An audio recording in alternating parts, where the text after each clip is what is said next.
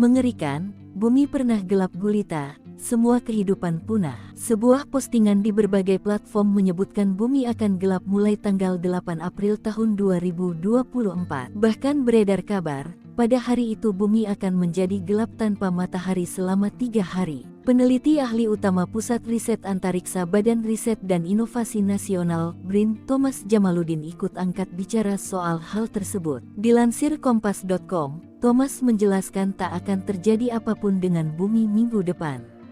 Menurutnya isu tersebut tidak memiliki dasar ilmiah, jelas itu hoaks. Narasi bumi memasuki photon belt, sabuk foton, juga tidak dikenal dalam sains, kata Thomas, saat dikonfirmasi, Senin, tanggal 1 April tahun 2024. Menurut Thomas, bumi memang pernah mengalami kegelapan total.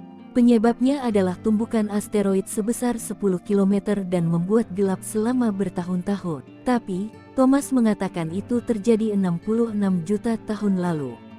Kedepannya hingga 100 juta tahun lagi, bumi tak akan kedatangan asteroid besar yang mengancam. Bekas kawah hasil tumbukan jutaan tahun lalu itu diyakini ditemukan di Meksiko.